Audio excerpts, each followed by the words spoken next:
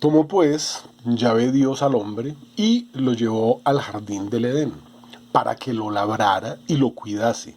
Y mandó Yahvé Dios al hombre diciendo: de cualquier árbol del jardín puedes comer, mas del árbol de conocimiento del bien y del mal no comerás, porque el día en que comieres de él, morirás sin remedio.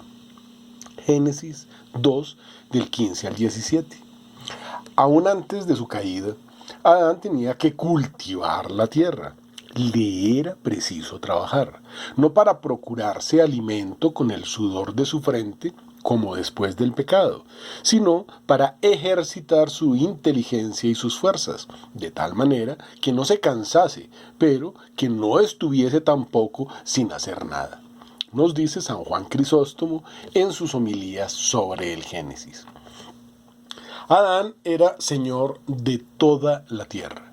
Vivía en el jardín de las delicias y gozaba del privilegio de estar exento de enfermedades y de la muerte, y vivía en la íntima amistad con su Creador, que le había elegido para fundar y difundir el reino de Dios sobre la tierra.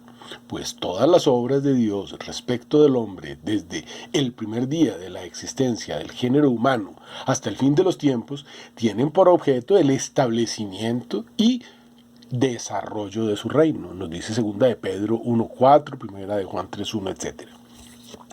Adán poseía el don de la ciencia infusa, un don que no se transmite por generación a los descendientes. Prueba de la ciencia inefable de Adán fue que conocía todos los géneros de los animales y plantas y les puso nombre. Los conocía en profundidad. No hay que culpar a Dios por haber creado al hombre inocente de la ignorancia del pecado que ciega, puesto que el mal no es una substancia, sino una privación.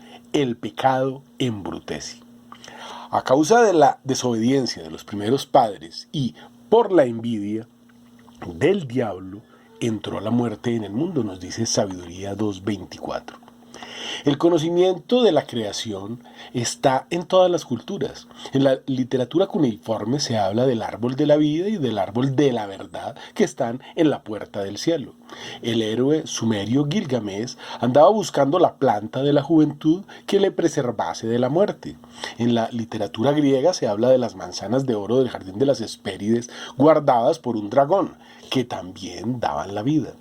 Un sello cilíndrico, conocido como el sello de la tentación del período posacadio de Mesopotamia del siglo XXIII a.C., cuenta la historia de Adán y Eva.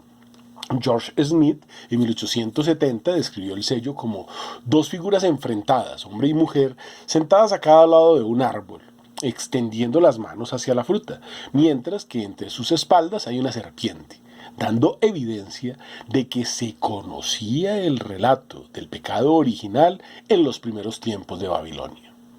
Agustín de Hipona enseñó que el árbol debe entenderse simbólicamente y como un árbol real, de la manera similar a que Jerusalén es una ciudad real y una figura de la Jerusalén celestial.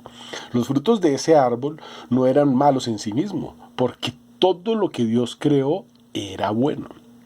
Fue la desobediencia de Adán y Eva, a quienes Dios les había dicho que no comieran del árbol, lo que causó desorden en la creación, por lo que la humanidad heredó el pecado y la culpa del pecado de Adán y Eva.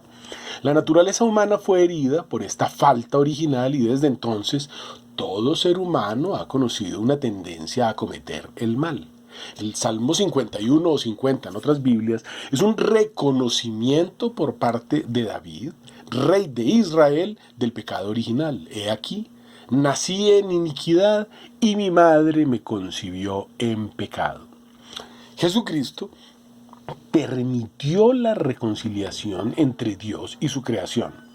Por tanto, como el pecado entró en el mundo por un hombre y por el pecado la muerte, y así la muerte ha llegado a todos los hombres porque todos pecaron, de hecho, así como todos los hombres mueren a causa de su unión con Adán, todos serán traídos a la vida debido a su unión con Cristo.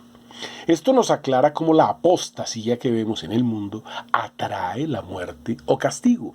Por el pecado, la humanidad ha perdido su semejanza con Dios, y teniendo solo una inteligencia infantil, es más tentada por el diablo. El hombre de hoy no es el mismo hombre que Dios creó.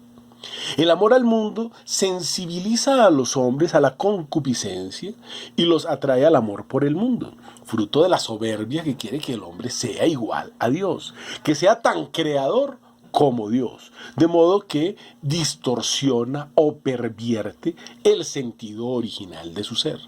El hábito que une al pecado impide la conversión. Es la ley del pecado, que resulta de una voluntad insuficiente que estableció el hábito para olvidar el conocimiento de la muerte inminente.